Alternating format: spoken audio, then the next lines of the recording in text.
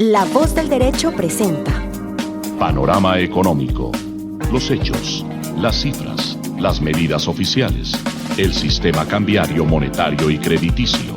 Dirige y conduce Luis Alberto Ávila.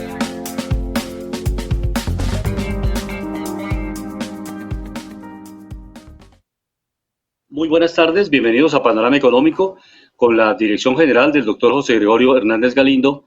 Hoy les acompañaremos en la mesa de trabajo, cada uno desde luego de nuestras residencias por la pandemia, Oscar Lozano, Jimena Charri, Alejandro Velandia, Alberto Ávila, y nos acompañará en el control máster el ingeniero sonido Luis Daza. Muy buena tarde para todos y para todas.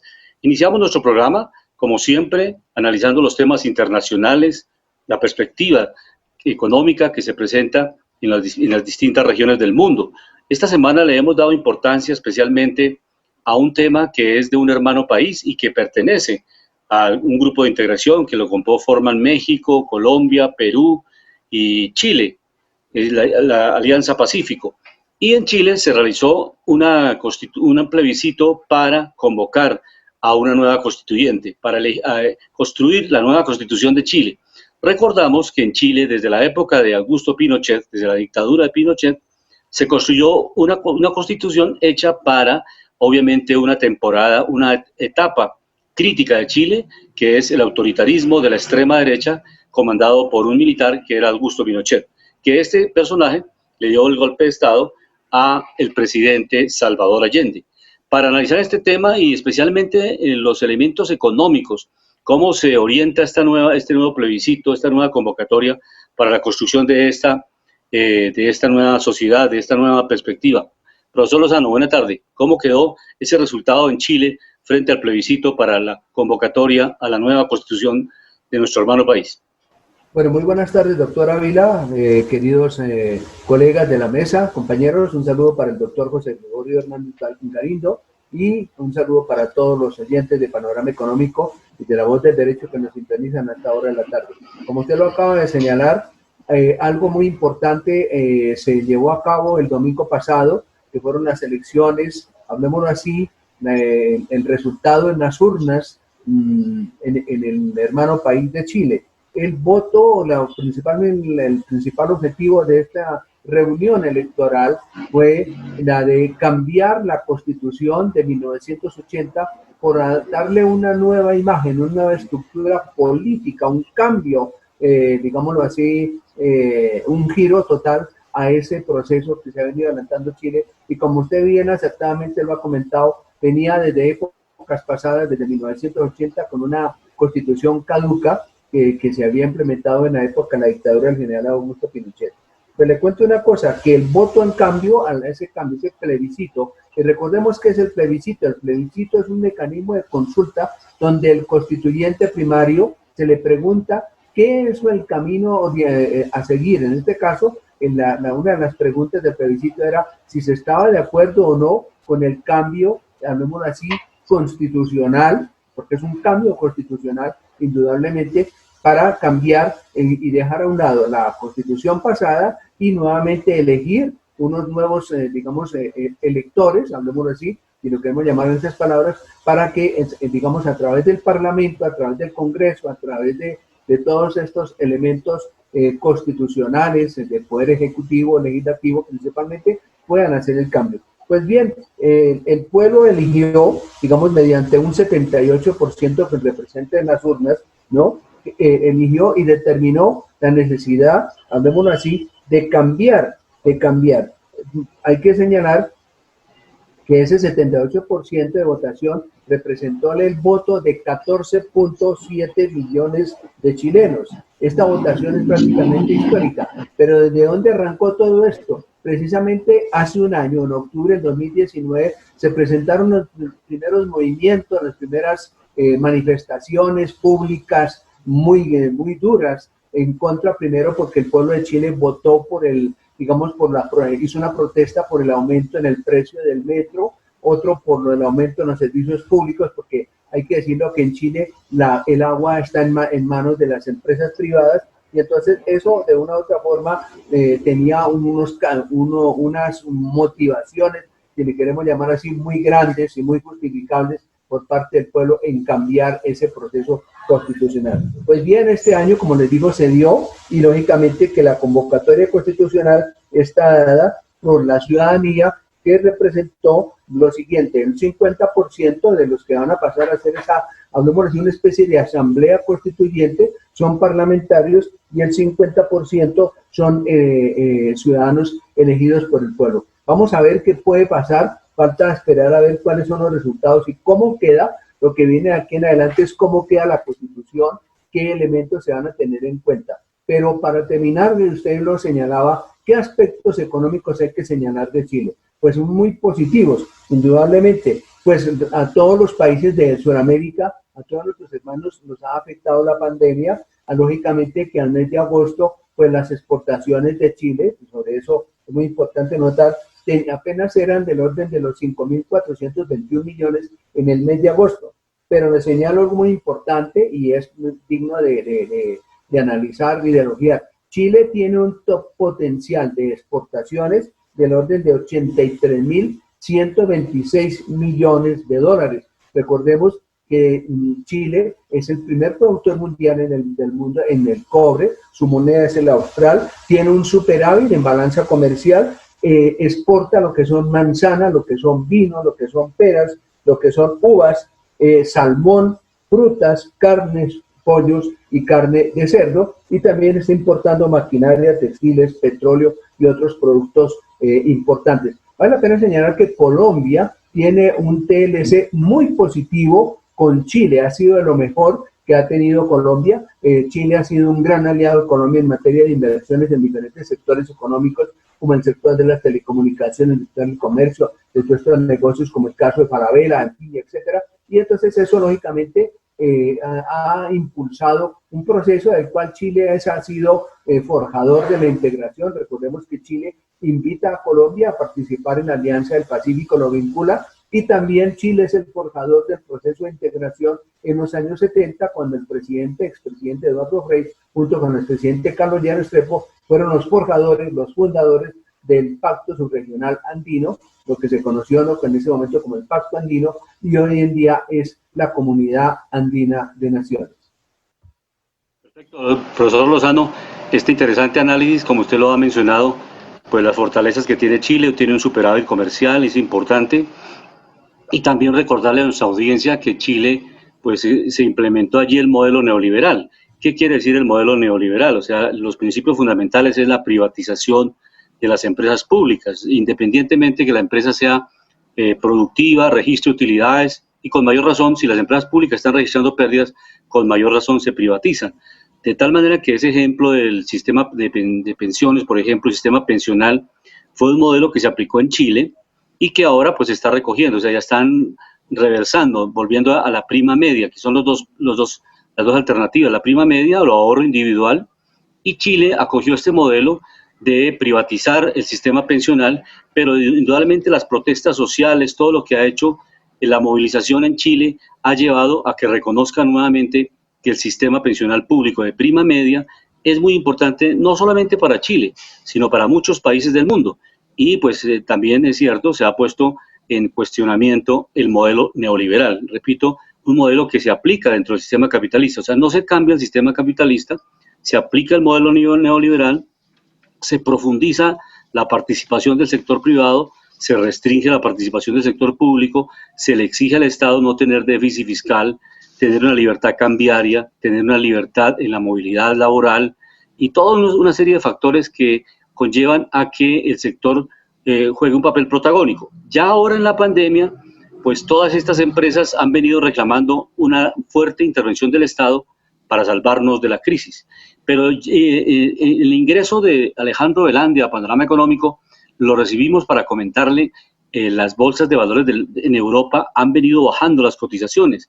¿A qué se debe esta situación? Y realmente uno de los factores indudable es el rebrote de la pandemia en Europa.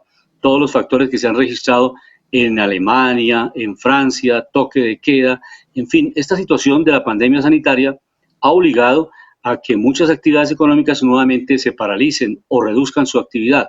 Profesor Alejandro Velandia, bienvenido a Panorama Económico. Y además de estas razones de la pandemia sanitaria, ¿qué otras razones pueden explicar la caída de las bolsas de valores en Europa.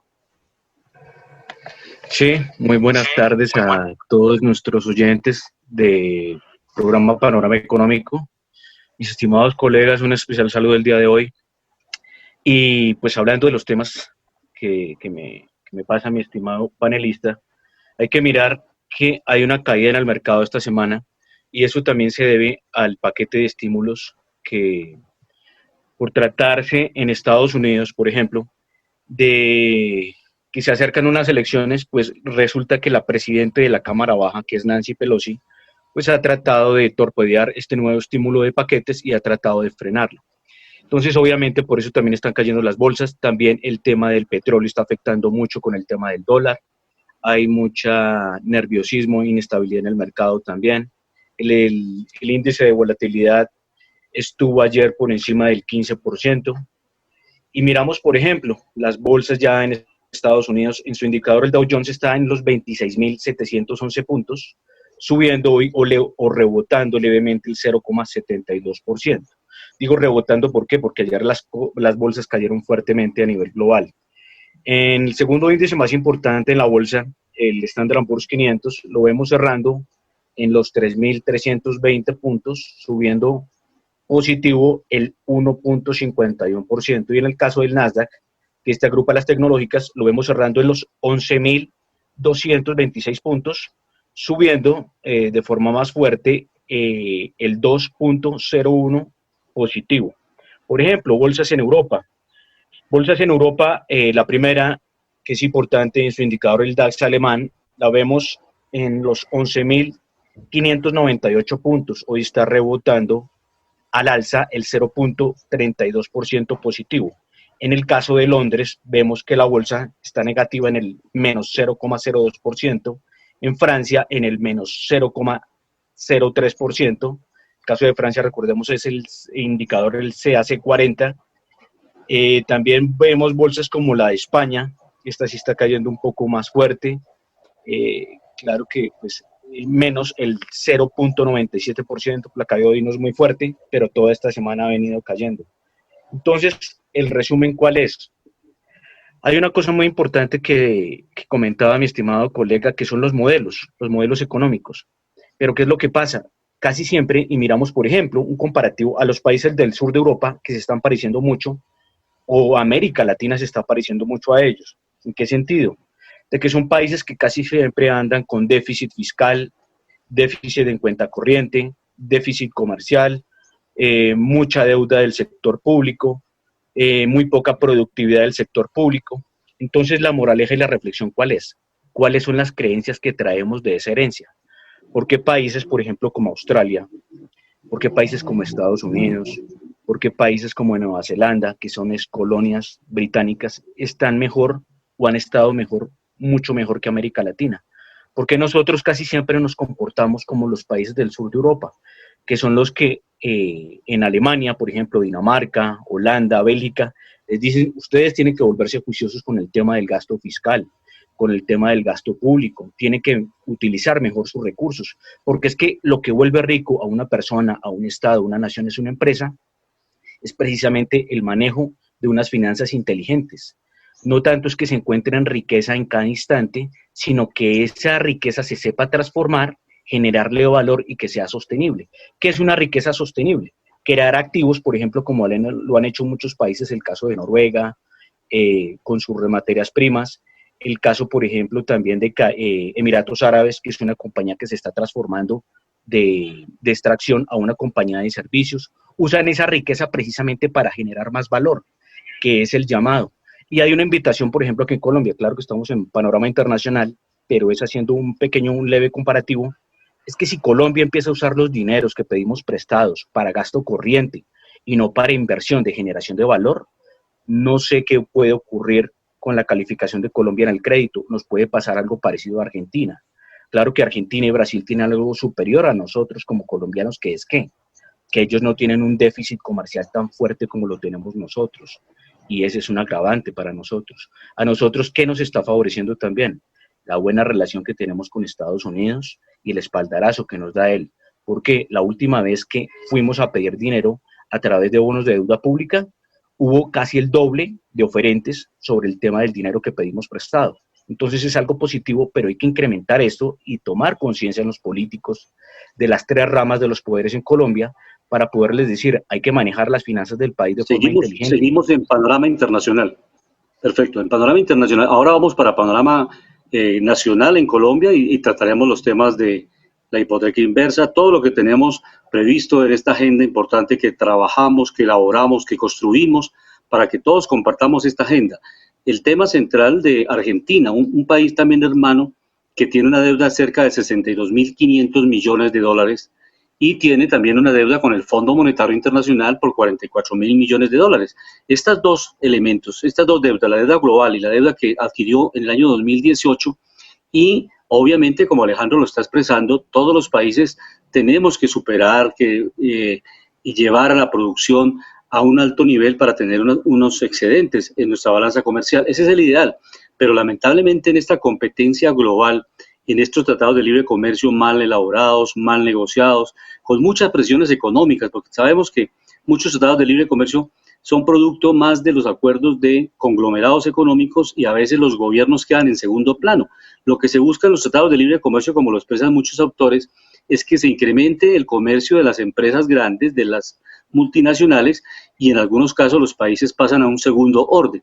Cuando estos países, como el caso de Colombia, firman un tratado de libre comercio con Estados Unidos y ahora estamos en déficit comercial con Estados Unidos, pues obviamente nuestra balanza va a ser deficitaria. Entonces es un gran reto. ¿Cómo superar esta situación?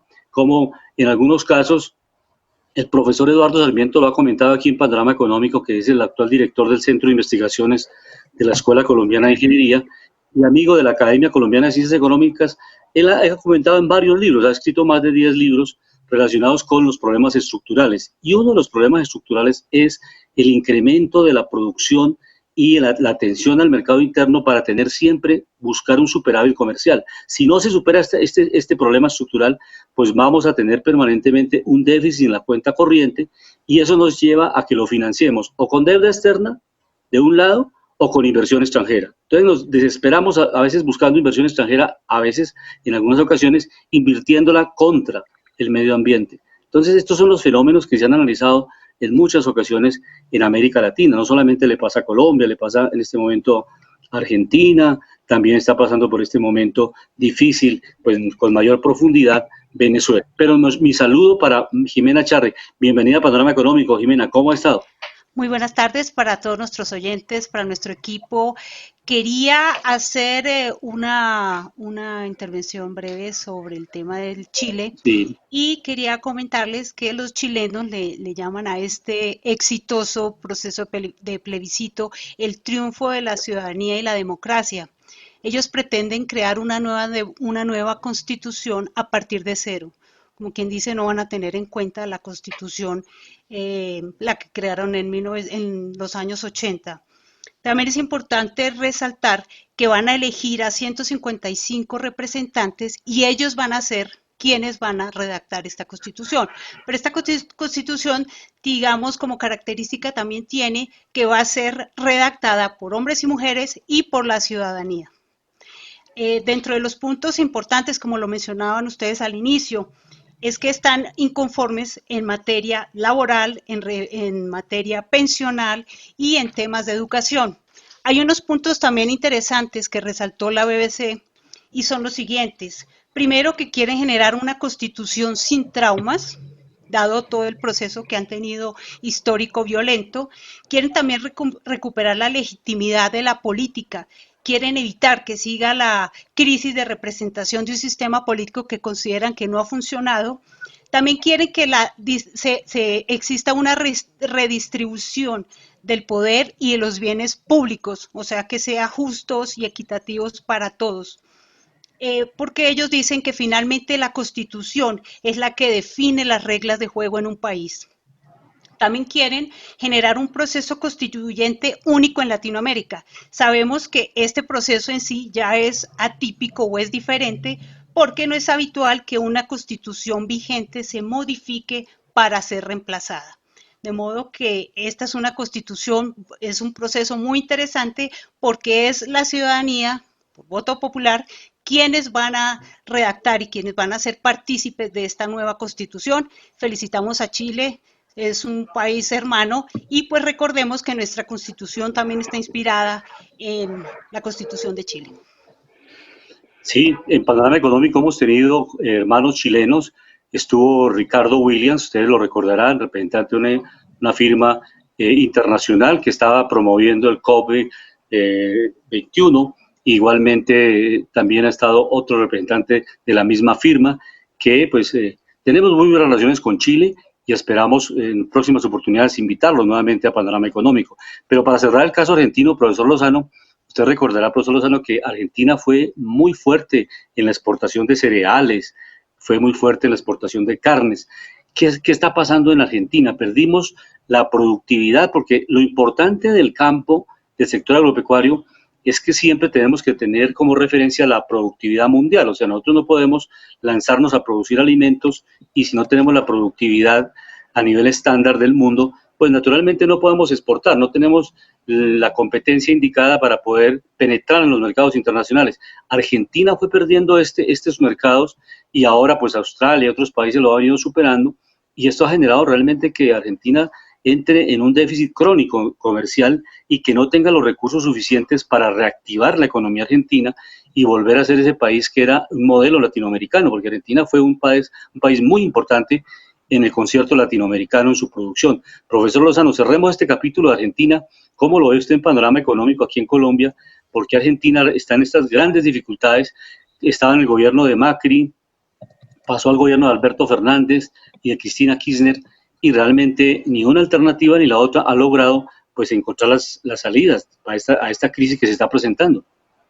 Doctor Ávila, usted ha hecho un análisis muy concertado, muy bien, como se dice, muy bien de acuerdo a las circunstancias. Pero complementando a eso, lo que usted acaba de señalar es que Argentina, y toca mirar la historia si no nos guste, Argentina tiene un problema de vieja data que viene de los años 80. Es decir, la historia no se puede cambiar. La crisis de la década perdida en los 80, Argentina tenía una alta devaluación, tenía una inflación de más del 120% y tenía un alto déficit comercial y fiscal. Ahora, ¿qué está pasando? Como lo comentábamos hace un mes aproximadamente, que hicimos un análisis sobre la economía argentina, el problema es que tiene una crítica situación de problemas de divisas, por un lado. Entonces, eso tiene frenado el proceso de cambio, de tasa de cambio de pesos argentinos por dólares, en fin, etcétera. Entonces, eso lógicamente que ha mermado su productividad, ha mermado su comercio.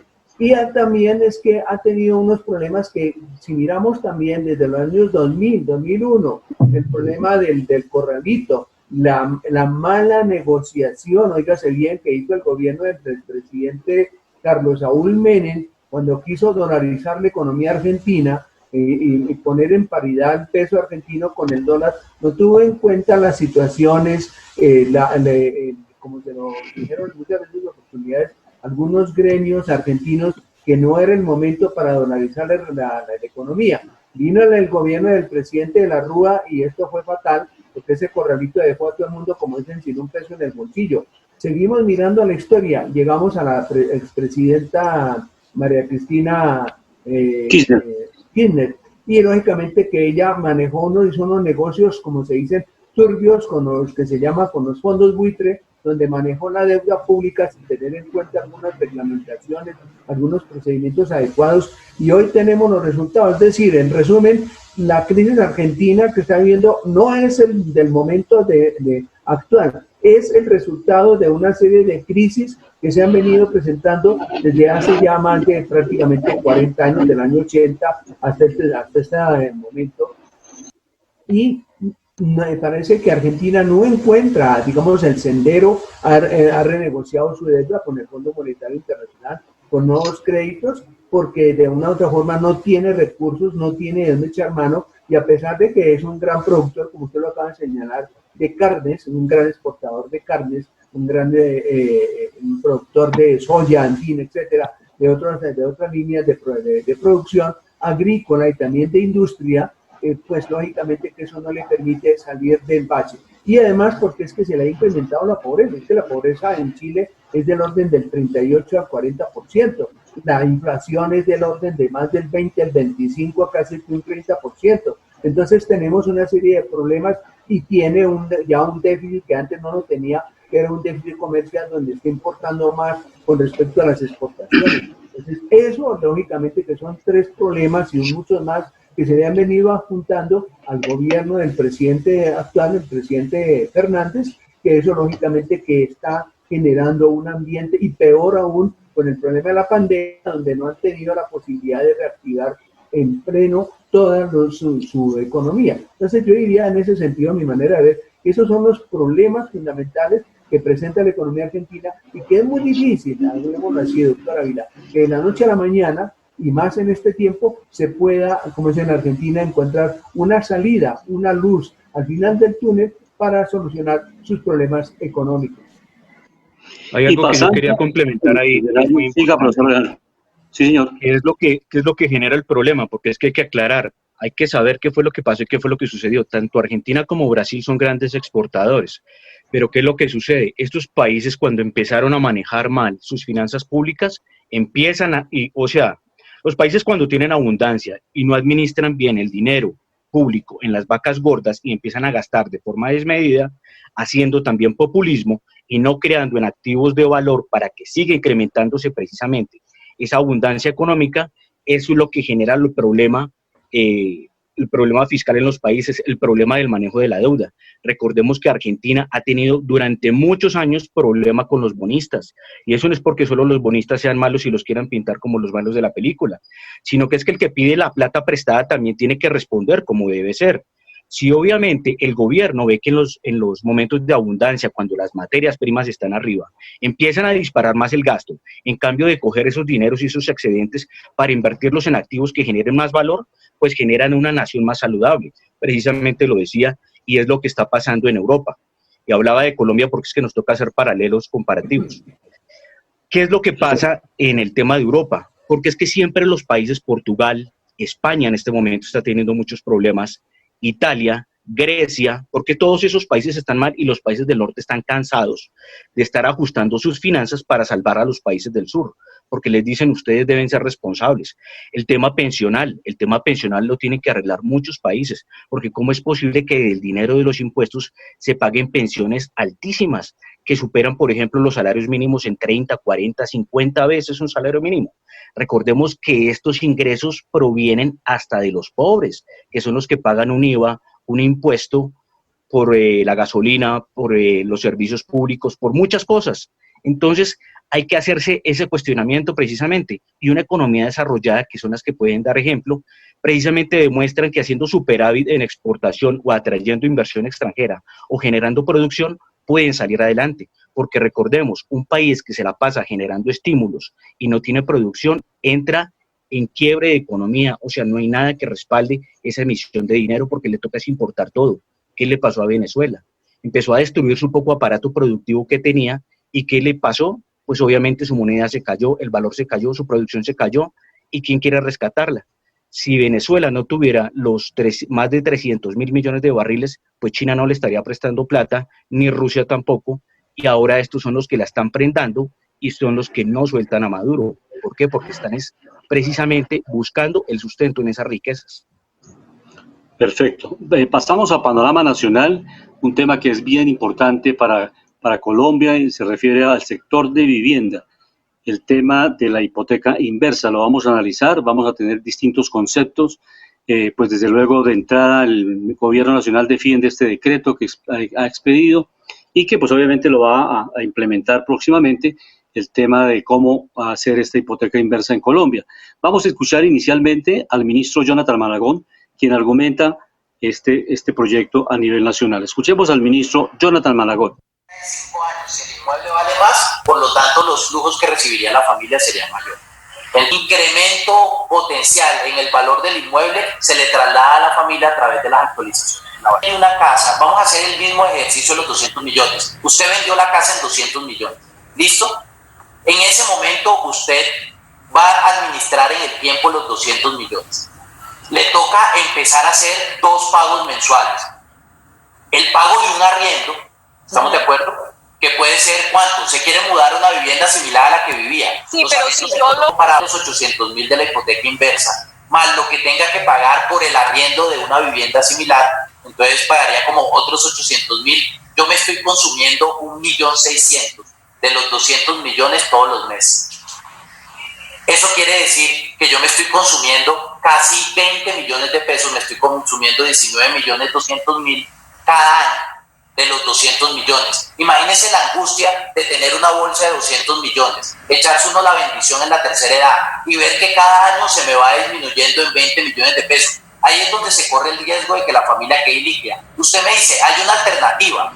Una familia puede arrendar ese apartamento de 200 millones, el arriendo en Colombia es más o menos también el punto 35, el punto 4, entonces que le den 800.000 por ese arriendo y se va a vivir a una pieza.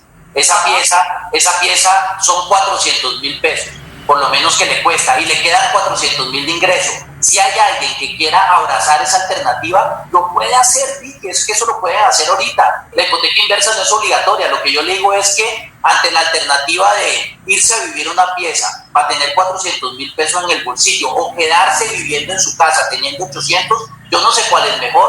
En una hay herencia, en la otra no es nadie el Estado para decidir. Esta es la voz del derecho.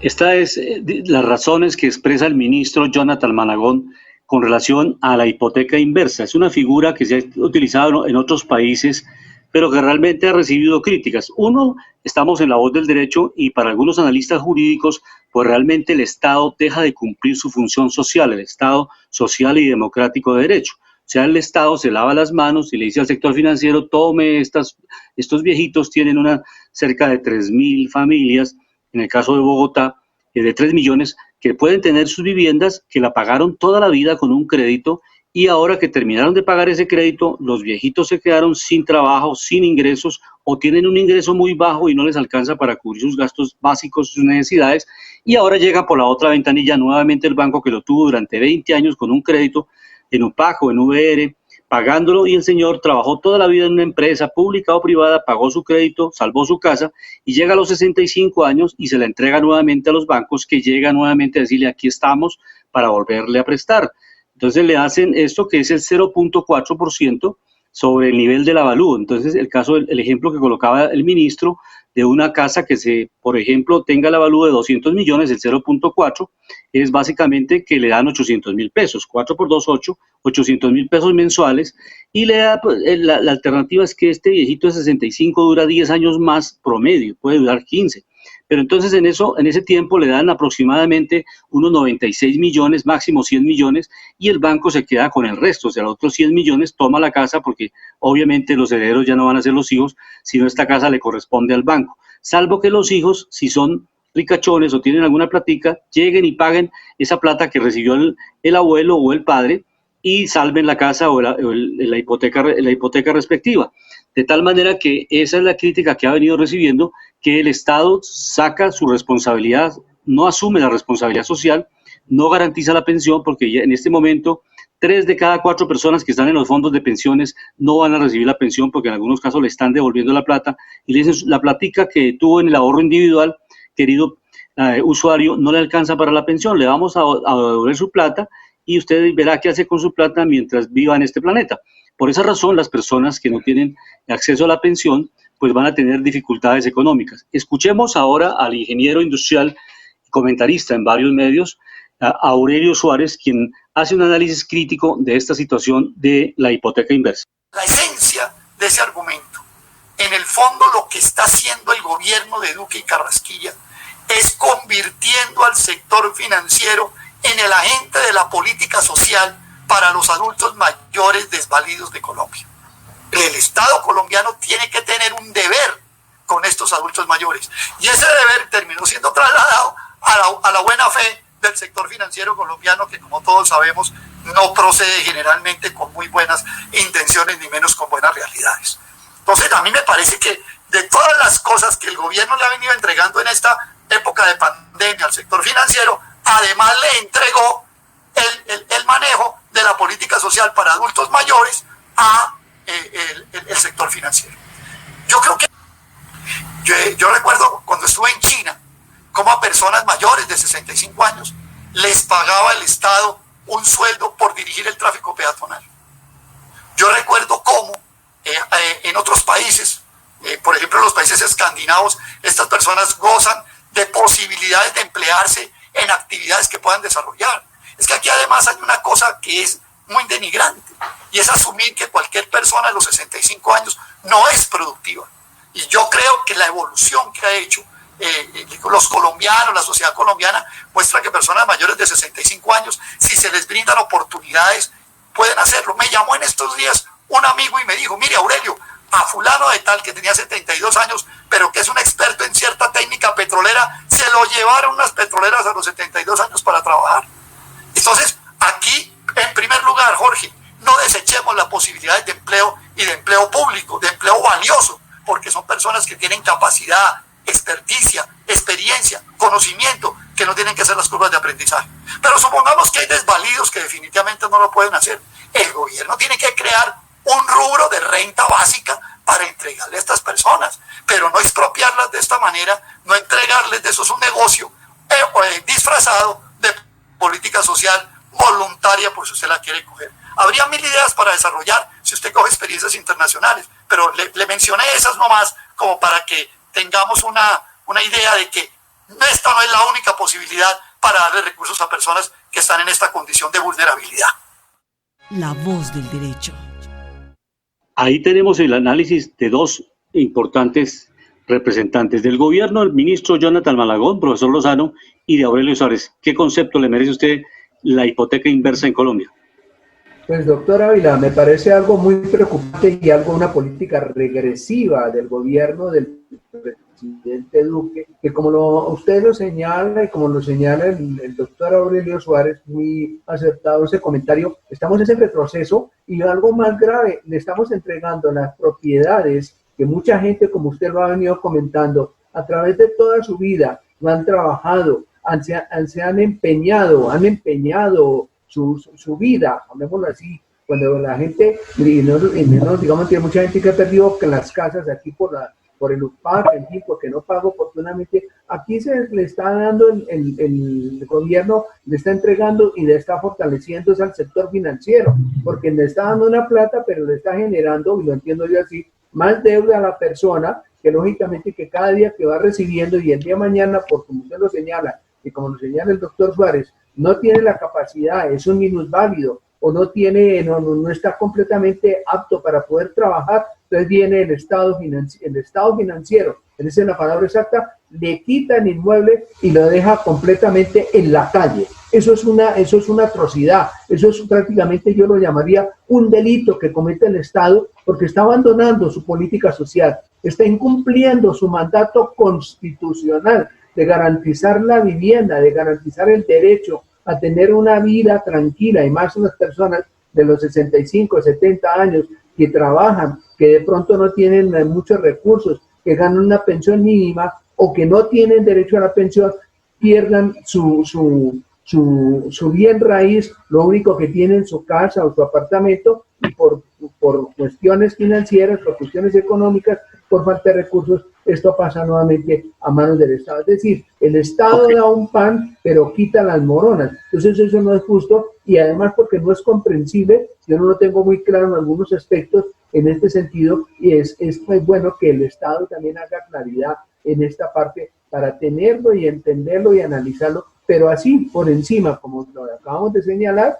pues lógicamente que es algo completamente nocivo para los intereses de los ciudadanos colombianos, y más de la gente que pasa de los 65 años.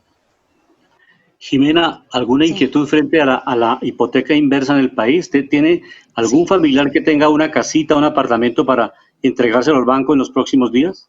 Digamos que lo preocupante es que van a ser las aseguradoras las que van a hacer todo este trámite, y ya sabemos cuál es la política de las aseguradoras. Segundo, que el monto que van a dar depende de la expectativa de vida de la persona, del valor de la vivienda y de la edad del propietario. Entonces, hablan de un 4%, ¿no? Hablan 0,4. de 0,4. Exacto, pero está sujeto a esos requisitos, a la edad, a la expectativa, y fuera de eso, manejado por una aseguradora. Yo pienso que es una, como bien lo mencionaban al comienzo, es una medida para que el Estado se lave un poco las manos y seguramente ya a raíz de lo de la pandemia se están dando cuenta que las ayudas en algún momento van a parar.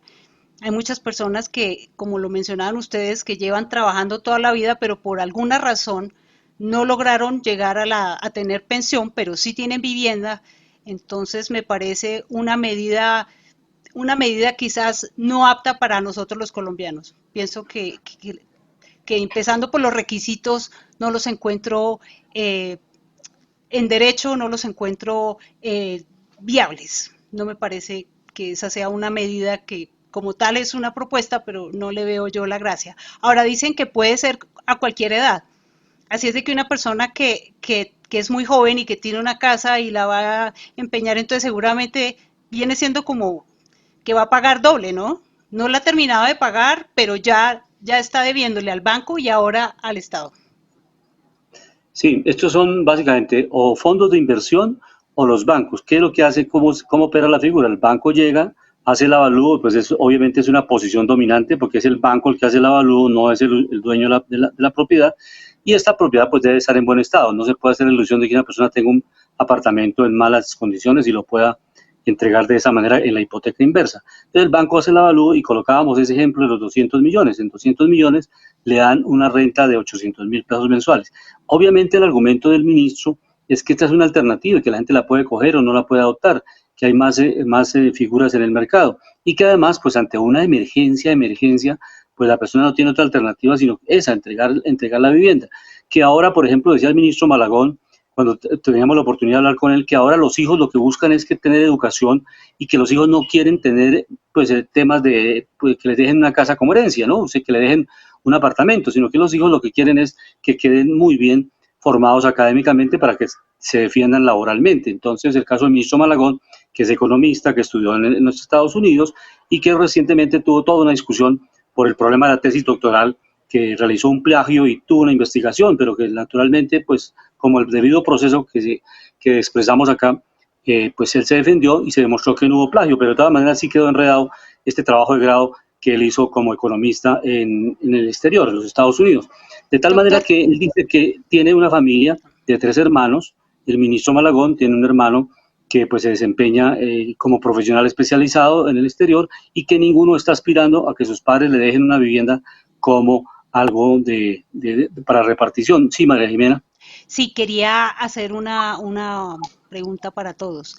¿Podemos saber qué porcentaje de colombianos al día de hoy, a los 65 años de edad, ha pagado su casa? Porque esa es otra, ¿no? O sea, si la han pagado, no es tan descabellada la medida, pero suponiendo que no la hayan pagado, no la hayan... no, es que si tienen una hipoteca no la reciben. Ya obviamente no pueden hacer una hipoteca inversa en segundo grado. Tiene que tener la hipoteca inversa en primer grado, o sea, no tener ningún compromiso financiero. Por eso comentaba al comienzo del programa que la persona lo que tiene ya terminó de pagar esa vivienda, ya de los 35 a los 65 años, duró 20 o 25 años pagando la vivienda, la pagó al banco y realmente al final de esos años 65 se quedó sin empleo o no tiene la pensión, no tiene ingresos y entonces hoy con este decreto lo que hacen es presentarle una nueva figura financiera para que a través de esta financiarización, o sea que todo se le entrega al sistema financiero, las pensiones, la salud, la educación, las hipotecas, todo lo maneja el sector financiero. Entonces, es necesario, pero no suficiente. Entonces, el Estado lo que hace es decirle a la comunidad, yo no respondo por ustedes, y lo que decía Aurelio Suárez, se puede presentar la renta básica para que la gente tenga el acceso a una vida digna, y no entregar su recurso básico, que es la vivienda que la pagó durante 20 años, al sistema financiero. Tiene que tener al día la vivienda, ya la ha pagado. Y ahí sí puede presentar una nueva opción, o sea, decirle, banco, aquí tengo esta vivienda, deme una renta básica mensual y durante 10 años, o la puede prorrogar. El viceministro de Vivienda nos explicaba también que puede hacerse una revalorización, o sea, que en cualquier momento puede la familia de la persona o el mismo dueño de la vivienda puede, pues obviamente decir, mire, esta vivienda está en un sector que se ha valorizado tremendamente, ya no vale 200, vale 300, y usted me está dando muy poquito. Y lo otro, esencialmente, es que la persona le dan esos ingresos y después la familia puede rescatar, o sea, pagarle al banco esa plata que le dieron a su pariente y rescatar la vivienda. Si se muere la persona, antes de, por ejemplo, la persona puede durar 3 años y se muere a los 3 años, el banco no le dio todo eso, pero ya el banco tendría asegurado, o sea, le dio menos de 50 millones, 30 millones, y la casa o el apartamento estaba por 200. Entonces el banco se queda con 170 millones de utilidades, que son muy buenas utilidades.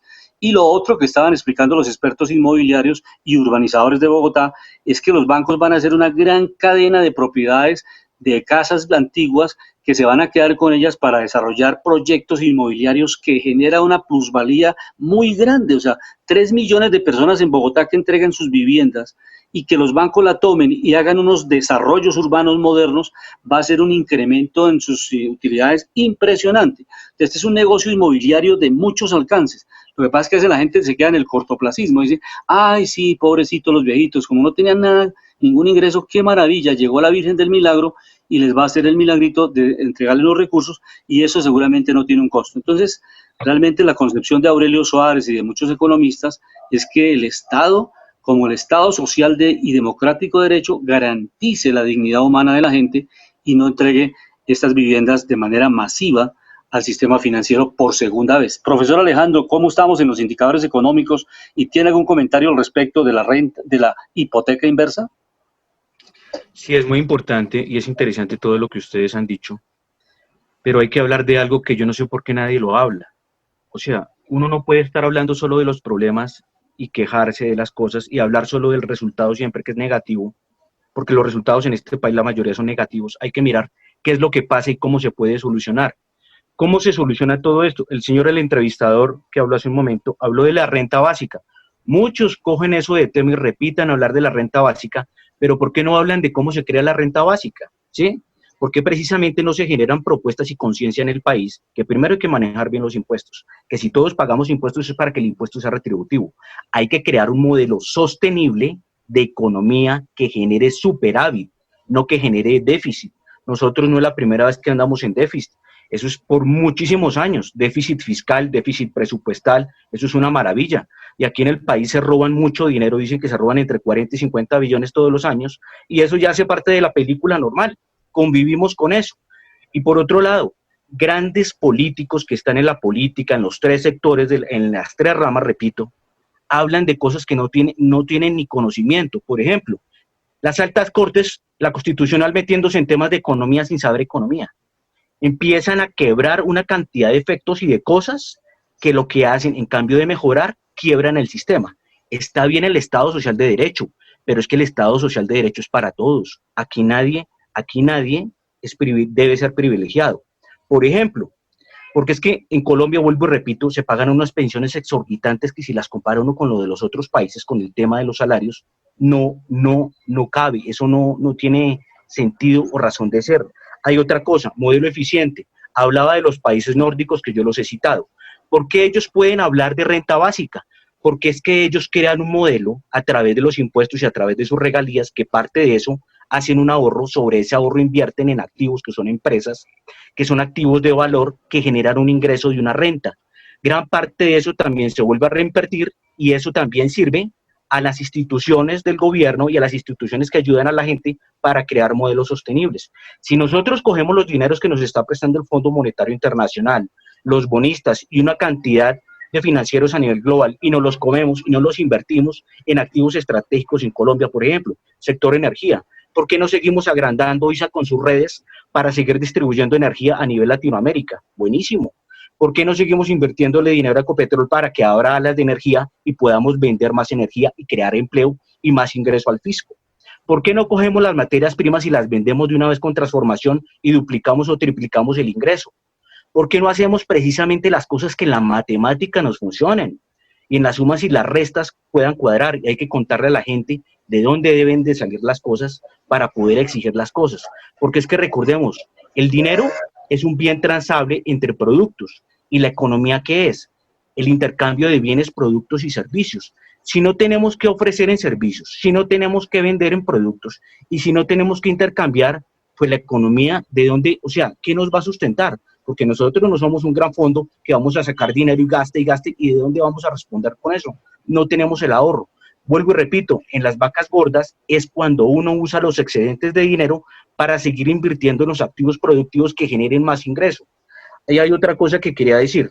Hablando de la hipoteca inversa, dice, de de 5 a 7% anual es más o menos la renta de arriendos de apartamentos o locales comerciales.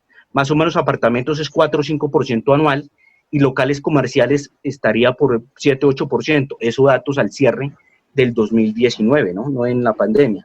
Otra cosa, lo que estamos hablando de la hipoteca inversa sería 4.8% anual sobre el bien que se está hipotecando. Entonces, ahí sí hay un tema que hay que mirar, que es importante, hablando de que es la justicia para la gente y que obviamente se le va a expropiar. Pero pues como no hay dinero y muchos tienen que gastar, también de dónde se va a sacar.